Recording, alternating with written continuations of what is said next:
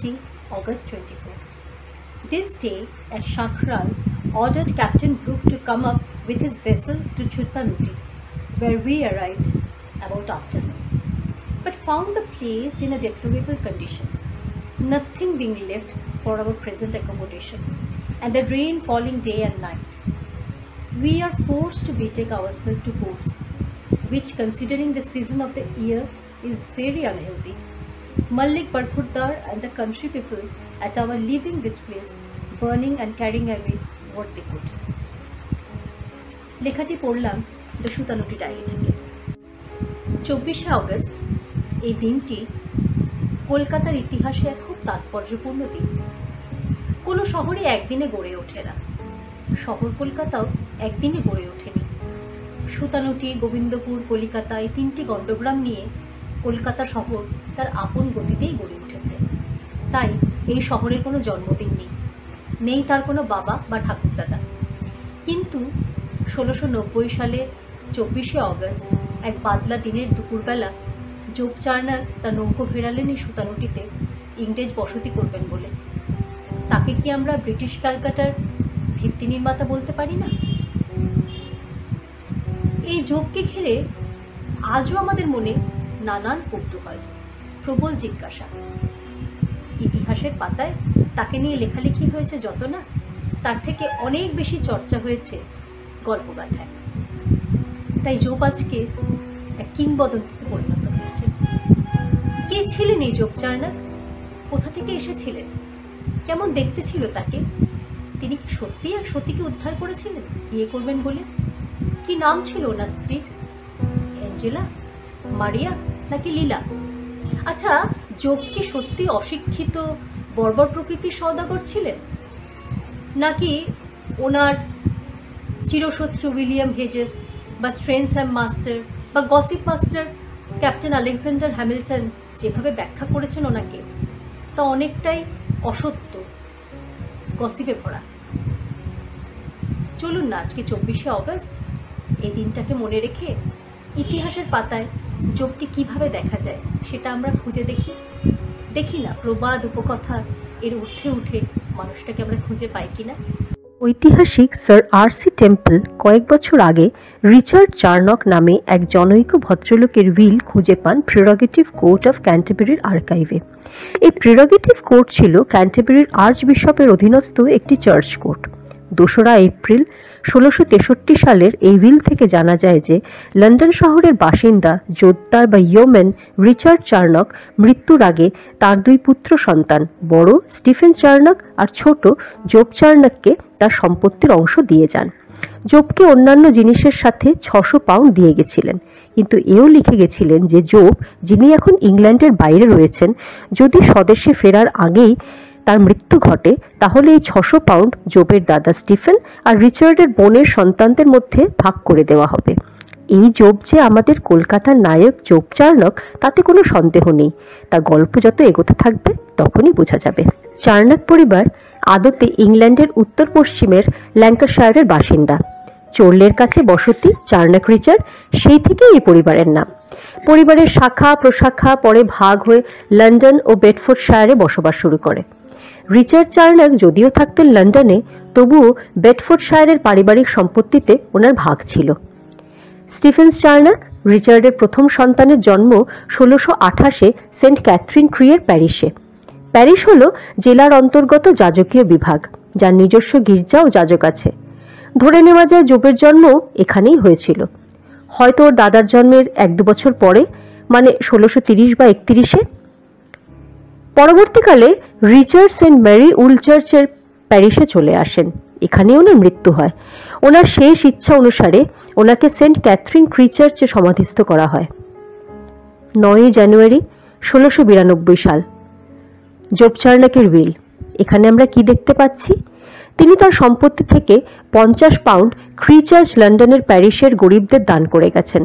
অপরদিকে Saint Catherine ক্রি চার্চের নথি থেকে জানা যায় যে জোবের দেওয়া সেই অর্থ প্রতি বছর 5ই ফেব্রুয়ারি আর 5ই নভেম্বর 3 পাউন্ড গরিবদের মধ্যে ভাগ করে দেওয়া হয়।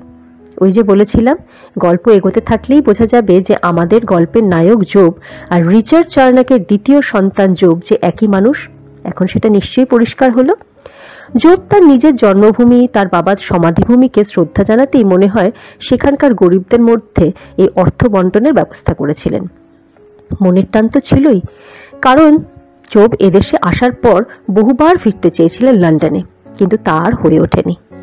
রিচার্ড চার্নকের উইল থেকে একটি ব্যাপার পরিষ্কার হয়ে যায় যে জোব উচ্চ বংশের সন্তান ছিলেন এবং নিশ্চিত ওনার দাদা স্টিফেন্সের মতো সুশিক্ষিত ছিলেন, কারণ ভারতে আসার পর যখন জোব পাটনায় বসবাস শুরু করেন তখন রাজভাষা পার্সিয়ান রপ্ত করেন উনি। দক্ষতার সঙ্গে বলতে পারতেন সেই ভাষা। পাটনায় থাকাকালীন ওনার অধীনস্থ কর্মচারী ছিলেন জন মার্শাল। তার লেখা বই John Marshall in India, notes and observations in Bengal থেকে জানা যায় যে মার্শালের ভারতীয় পুরাতত্ত্ব, সংস্কৃতি ও সংস্কৃত ভাষার প্রতি অনুরাগ চার্নকের কারণেই গড়ে ওঠে। মার্শাল ওনার বইতে নক্ষত্রের অবস্থানের উপর চার্নকের মতকে যথেষ্ট গুরুত্ব দিয়েছেন। এই সব কিছু থেকে বোঝা যায় যে চার্নক জ্ঞানপিপাসু ছিলেন এবং ওনার চিন্তাভাবনার স্বচ্ছতা, হস্তাক্ষর দেখলে ওনাকে সুশিক্ষিত বলে মনে করতে কোনো অসুবিধা হয় না। চার্নকের যে ছবি আমরা দেখতে পাই তা প্রকাশিত হয় এনসাইক্লোপিডিয়া ব্রিটানিকাতে 1974-এ। অবাক হয়ে আমরা দেখলাম সুবের সুশ্রী চার্নককে। এ যেন কোনো সওদাগর নয়, কোনো কবির চিত্র। কবে আঁকা হয়েছিল এই ছবি? তখন চার্নকের বয়স কত? কিছুই জানা যায় না। ছবিটি টি ট্রটার নামে এক শিল্পী রেচিং। মূল প্রতিকৃতিটি এঁকেছিলেন রবার্ট হোয়াইট। উপস্থিতি ছবি আছে ম্যানসেল কালেকশনে। বড় জানতে ইচ্ছে করে, ভারতের জল, হাওয়া, ইস্ট ইন্ডিয়া কোম্পানির রূপমান সওদাগরের চেহারা এরকমই ছিল কি মৃত্যুর আগে পর্যন্ত? ভাগ্য অন্বেষণে চার্নক ভারতে আসেন 1656 সালে মরিস থমসনের প্রাইভেট ট্রেডিং কোম্পানির একজন কর্মী হয়ে। 2 বছর পরে 1658-তে চার্নক যোগ দেন ইস্ট ইন্ডিয়া কোম্পানিতে। কিছুদিন উড়িষ্যার বালেশ্বরে কাটিয়ে তিনি চলে আসেন বাংলায়। কাশিমবাজার ও হুগলিতে কাটিয়ে তিনি চলে যান পাটনাতে। এই সময় জোব একজন সামান্য কর্মী, মাইনে 20 পাউন্ড। 1659 সালে তিনি পাটনা আসেন। তারপর দীর্ঘ 20 বছর তার পাটনাতেই কেটে যায়। প্রথম থেকেই জোবের চেষ্টা ছিল ভারতের আচার আচরণের সাথে নিজেকে মিশিয়ে নেওয়ার। থমাস ডেভিড চিঠি লিখছেন হেনরি আলবার্টকে। জোব সম্পর্কে বলছেন যে হুগলি থেকে পাটনা যাওয়ার পথে জোব তার বড় চুল ছোট করে কেটে নিয়েছে। আর পোশাক পরেছে কি না, তখনকার ভারতীয় শাসক দল অর্থাৎ মুঘলদের মতো। জোবের ইংরেজ জাত ভাইরা তার এই মূল ফ্যাশনকে নিয়ে যতই ঠাট্টা তামাশা করুক না কেন, জোব কিন্তু অচিরেই বাংলা, বিহার, উড়িষ্যার মানুষের খুব কাছাকাছি চলে আসতে পেরেছিলেন। পাটনায় ইংরেজদের কুঠি ছিল লালগঞ্জের পাশে সিংঘিয়াতে। পাটনা সেই সময় ছিল বাংলায় ঢোকার প্রবেশপথ। প্রথমে ঠিক ছিল জোবের চাকরির মেয়াদ হবে 5 বছরের। সেই অনুসারে 1663-তে জোব ইংল্যান্ডে ফিরে যাওয়ার তোড়জোড় করেন, কিন্তু ওপরকর্তাদের অনুরোধে আরও কয়েকটা মাস থেকে যাবেন এই মনস্থির করলেন। শর্ত জুড়ে দিলেন যে তাকে পাটনা কুঠির প্রধান করতে হবে। হলোও তাই, কিন্তু তার আর দেশে ফেরা হলো না। টানা 15 বছর জোব পাটনা কুঠির প্রধান হয়েই থেকে গেলেন। বে অফ বেঙ্গলের ইংরেজ ফ্যাক্টরিগুলির স্থান নির্দেশিকায় তিনি পঞ্চম। পাটনা থেকে সোরা, যাকে ইংরেজিতে বলা হয় সল্টপেটার বা পটাশিয়াম নাইট্রেট, তাই চালান করতে কোম্পানি। জোবের দক্ষতায় কোম্পানির লাভ দিন দিন বেড়েই চলেছে। তাই 1670-এ জোব যখন বিরক্ত হয়ে কাজ ছাড়ার কথা বললেন, তখন আবার কর্মকর্তারা তড়িঘড়ি চার্নকের মাইনে 40 পাউন্ড করে দেন। আর কয়েক বছর পরে তার সাথে আরও 20 পাউন্ড যোগ করে দেওয়া হয় গ্র্যাচুইটি হিসেবে। 20 বছর একটানা পাটনায় থাকার পর জোব কাশিমবাজারের কুঠির প্রধান হিসেবে নিযুক্ত হন 1679 সালে। কাশিমবাজার তখন বাংলায় রেশম বাণিজ্যের প্রধান কেন্দ্র। কিন্তু জোব পাটনা ছেড়ে হুট করে চলে আসেন কি করে কাশিমবাজারে?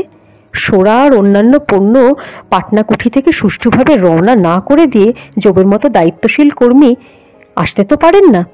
এবারেও বাঁধল গোলযোগ। ফোর্ট সেন্ট জর্জ দুর্গের দুর্গপ্রধান স্যার স্ট্রেনহ্যাম মাস্টার কড়া ভাষায় জানালেন যে চার্নক যদি শিগগির লোকজন নিয়ে কাশিমবাজারে কুঠিতে যোগ না দেন, তাহলে উনি তার এই পদোন্নতি বাতিল করে দেবেন।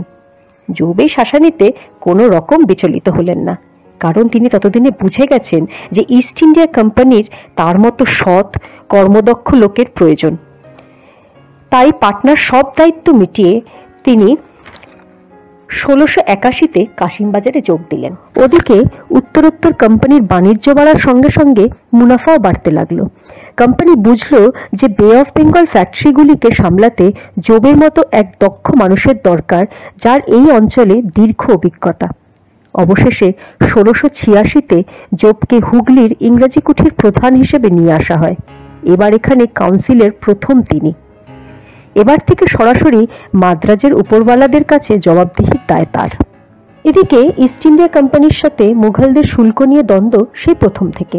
চার্নকের এমনই ভাগ্য যে সেই বছরই স্থানীয় রাজকর্মচারীদের সাথে হুগলির ইংরেজ কুঠিয়ালদের তুমুল গোলমাল বাঁধে। চার্নক হুগলি জেলার ফৌজদারের বিরুদ্ধে বিজয় লাভ করেন। কোম্পানির কর্তা ব্যক্তিরা চার্নকের অধীনে একটি বাহিনী মোতায়েন করলেন। সুবেদার শায়েস্তা খান কোম্পানির বাণিজ্য সামগ্রী বাজেয়াপ্ত করার পথ খুঁজছিলেন। চার্নক অন্য উপায় না দেখতে পেয়ে শায়েস্তা খানের বহু শস্য ভাণ্ডার ও নুনের ভাণ্ডার ধ্বংস করে দেন। হুগলি নদীর তীরবর্তী অঞ্চল পুরো জ্বালিয়ে দিয়ে নদী পথ ধরে পালিয়ে আসেন সুতানুটিতে। হুগলি নদীর পাশের এই গ্রামটি বাণিজ্যের মরশুমে তুলোর বাজারে পরিণত হয়। চার্নক এখানে কিছুদিন থেকে চলে যান হিজলিতে। সেখানে প্রায় 12,000 মুঘল সৈন্য নাস্তানাবুদ করে ছাড়েন চার্নককে। কিন্তু চার্নকের উপস্থিত বুদ্ধি দিয়ে পরিস্থিতি নিয়ন্ত্রণে নিয়ে আসেন তিনি। তার সঙ্গে ছিল মাত্র 70 জন আনকোড়া সৈন্য। কিন্তু চার্নক ট্রাম্পেট, ড্রাম, নিশান, জয়ধ্বনি দিয়ে এমন এক হাঙ্গামা তৈরি করলেন যে মুঘলরা ভাবল ব্রিটিশ সৈন্যের শক্তি প্রচুর। তারা এই ভেবে আস্তে আস্তে পিছু হটার সিদ্ধান্ত নিল। যুদ্ধবিরতি ঘোষণা করা হলো। ইংরেজ আর মোঘলদের এই দ্বন্দ্বের ফলে দিল্লির কোষাগারে রাজস্ব কমতে থাকে। টনক নড়ে ঔরঙ্গজেবের। তিনি শায়েস্তা খানকে আদেশ করেন যুদ্ধ বন্ধ করতে আর ইংরেজদের উলুবেড়িয়ায় ডক ও অস্ত্রাগার তৈরির অনুমতি দিতে। কিন্তু চার্নকের মনে সুতানুটির ভৌগোলিক সুবিধার কথা গেঁথে গিয়েছিল। সুতানুটির সুবিধা অনেক। এখানে জাহাজ নোঙর করার সুবিধা, সমুদ্রগামী জাহাজ সরাসরি সুতানুটিতে পৌঁছাতে পারে। একদিকে নদী, অন্যদিকে সল্ট লেক আর জলাভূমি হওয়ায় হঠাৎ করে মোগলরা আক্রমণ করতে পারবে না। অথচ সুতানুটি থেকে ওড়িশা, বাংলা, বিহার ফ্যাক্টরিগুলিতে যোগাযোগ রাখাও সুবিধার। এই সব কারণে সুতানুটি বেশ একটা জায়গা করে নিল চার্নকের মনে। চার্নক উলুবেড়িয়া ছেড়ে চলে এলেন সুতানুটিতে। কিন্তু এবারও এখানে তার থাকা হলো না। ইংরেজ কর্তৃপক্ষ ইচ্ছা প্রকাশ করল সুতানুটি বা হুগলি কোনোটাই নয়, ইংরেজদের স্থায়ী আস্তানা এবার তৈরি হবে চট্টগ্রামে। সেই উদ্দেশ্যে ক্যাপ্টেন উইলিয়াম হিথকে পাঠানো হয় চার্নককে নেতৃত্ব দেওয়ার জন্য। উইলিয়াম ছিলেন এক তরুণ সেনাপতি, বয়সে কাঁচা, অভিজ্ঞতায় আরও কাঁচা। ওদিকে উগ্র স্বভাব, খামখেয়ালি, অস্থির চিত্ত ও ক্ষীণ বুদ্ধি। চার্নকের কোনো উপদেশই কানে না তুলে সোজা যাত্রা করলেন চট্টগ্রামে। কিন্তু স্থানীয় রাজার শক্ত বিরোধিতার কারণে চট্টগ্রামে ইংরেজ কলোনি গড়ে তোলা সম্ভব হলো না। অতএব ব্যর্থ মনোরথে ক্যাপ্টেন হিথ ও বাকি সবাই ফিরে চললেন মাদ্রাজের সেন্ট জর্জ দুর্গের উদ্দেশ্যে। সেদিন ছিল মার্চের 17 তারিখ, বছরটা ওই 1689। ওদিকে বাংলা থেকে রাজস্ব তো আর আগের মতো দিল্লির কোষাগার ভরাতে পারছে না। ঔরঙ্গজেব এবার বাংলার সুবেদার ইব্রাহিম খানকে এক চিঠিতে জানান যে তিনি ইংরেজদের পুরনো ভুল ত্রুটি মার্জনা করছেন আর আদেশ দেন যেন সুবেদার আর কোনো বাধা সৃষ্টি না করেন। ঔরঙ্গজেব ইংরেজদের বার্ষিক 3000 টাকার বিনিময়ে ভারতে বাণিজ্য করার অনুমতি দেন। ইব্রাহিম খান চার্নকের পুরনো বন্ধু, তাই 15 মাস ফোর্ট সেন্ট জর্জে কাটানোর পর চার্নক 30 জন ইংরেজকে নিয়ে 24শে আগস্ট এক বিকেলে সুতানুটি ঘাটে এসে নামলেন। কিন্তু এই গল্পের শুরুতেই যেরকম বলেছিলাম, সুতানুটিতে সে কি দেখলেন? তাদের আগের তৈরি করা বাড়িঘর কিছুই নেই, ধ্বংস পড়ে আছে। 4 দিনের মধ্যে চার্নক সেখানে কম খরচে কাদামাটির দেয়াল আর খড়ের চাল দিয়ে তৈরি করলেন একটি গুদাম ঘর, একটি খাবার ঘর, সেক্রেটারির অফিস, কাপড় রাখার ঘর, রান্নাঘর, কোম্পানির কাজের লোকদের থাকার ঘর, অফিসিয়ালদের বাড়ি তৈরি ও মেরামত ও একটি গার্ড রুম। আজকের মতো যোগ চার্নককে খোঁজা আমাদের এই পর্যন্তই। এরপরে আবার একদিন খুঁজব। সেদিন দেখব যোগ পারিবারিক জীবনে কেমন ছিলেন, কজন সন্তান ছিল তার।